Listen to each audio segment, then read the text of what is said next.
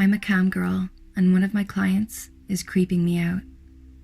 The police can't find him. They went to his house, and he's not there. It's definitely him, though. I woke up this morning to a message from a number I didn't recognize. It said, "This has gotten out of hand. I still love you, Cece." He was the only one who ever called me that. I always hated it. It felt like a little girl's name. I left him because his behavior became too much. He expected me to look at the floor when we were out and didn't want me to talk to other men. He hated all of my friends. He always told me they were a bad influence on me and I shouldn't see them anymore. He believed that since we had each other, we didn't need anyone else. Of course, his friends were an exception because they were good guys. He was never violent, though. He never hurt me. I can't believe he would torment me the way he has. When I broke up with him, he was devastated. He dropped to his knees and begged me not to leave, but I told him I had to do what was best for me. I told him that if he loved me, he needed to let me go because I wasn't happy. I thought he understood. All of the leads that the police followed have come up with dead ends, but they think they can nail him with this message. He has no way of knowing where I am, but they are sending an officer around to stay with me as a precaution. It's been 20 minutes since I called them, and even though I'm safe here, I hope they arrive soon. I've become really paranoid.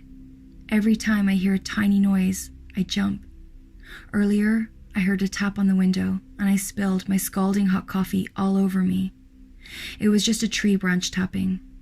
I've not slept since all of this started. I can't eat anything. I keep getting these surges of panic wash over me, and anything I eat comes straight back up again. You hear about these things happening, but you never think they will happen to you. I never thought that someone I knew and that someone I once thought I loved could put me through this. I keep hoping that there's somehow a mistake, and it's just some random crazy guy. I just want them to find him and arrest him so I can live my life. I feel so guilty that I didn't trust Carl. He's been nothing but good to me. I tried to call him today, but there was no answer. I know I haven't known him long, but I felt something special with him, and I hope that when this is over, we can have a proper second date. It's funny that it was only days ago that we had our first date, and I came home feeling better than I had in a very long time. That's the door. We'll update later after I've spoken to police. You all really thought I would hurt the cat, didn't you? I am not a monster. I am the one who bought her that cat, and it was supposed to be ours. Apparently, moving to a new apartment would stress him out is a perfectly good reason to keep him for herself after we broke up. I would never hurt Mr. Scruffles, a ridiculous name if you ask me. Poor, emasculated little guy. But of course, she always got her way. I just wanted him back, the same way I wanted her back. I wanted us to be a family again. That is the thing you are not understanding. I loved her, despite her flaws. I always thought she looked peaceful when she was sleeping. Controlling and possessive, it has been quite amusing to read her ridiculous version of events. She has always been childlike and impulsive, always desperately seeking validation wherever she can, even with strangers on the internet. She always needed looking after, like a child. I tried to look after her because I loved her. I did not want her to get into a dangerous situation. She never understood what men are really like. She always said I was paranoid, but I know I am not. I saw the way she looked at my friends. Of course, they looked at her back, but who could blame them? They are men. I had to make sure nobody took her from me, and she did not help things. She would always look at them for a second too long. She would wear revealing outfits when they came over. Whenever I left the room to get drinks, I would hear her in there with them, giggling like a teenager. It did not even matter if their wives were there with them.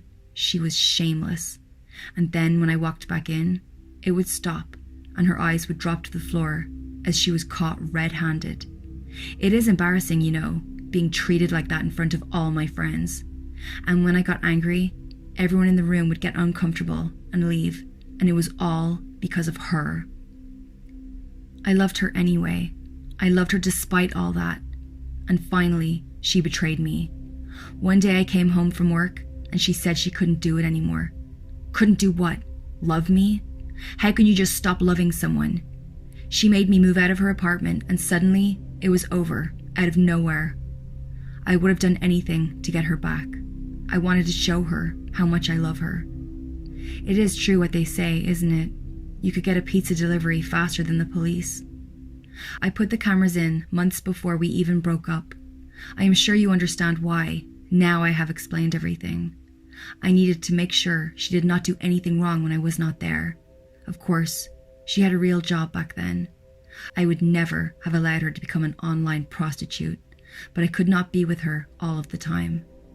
It is quite addictive to watch someone when they do not know you are watching. When you watch someone behaving in the way that they do when they think they are completely alone, you really know them in a way nobody else does. Of course, she is not the brightest. She had not even considered it might be me until you all told her. You kind of ruined the rest of my plan, by the way. Thank you for that. Oh well, plans change. Admittedly, it is kind of cute that she thought I would not find her here. How can you hide from someone who knows everything about you? I watched her after we broke up, and she did not even seem sad about it all. Quite the opposite, in fact. And of course, she set up that ridiculous webcam stuff. It is disgusting when someone you love is whoring themselves out for anyone with a credit card. I was not lying to her. Maybe my name is not Jason, and maybe I changed a couple of details, but everything else was true. When I was Jason, she liked me. I just needed a little more time, and then I was going to tell her who I really was. I had it all planned out, and she was going to realize she still loved me and come right back to me. She would stop talking to all those other men online, and I would have her back. That is, of course, until that pathetic excuse for a man. Well, I saw all of it. I saw what she did with him, right on the couch that we had spent so much time together on. I saw how much she enjoyed it, how much she enjoyed someone she barely even knew. He is not even good looking. Well, he certainly is not anymore. I dealt with him because I had to. It was nothing personal. I am not a bad person, you see. I just love her so much that I cannot cope with not having her. I cannot allow her to belong to someone else. It is quite cathartic to tell your story, isn't it? I guess I can see why she liked doing this. The police have finally arrived. I suppose they'll be wanting to speak with me.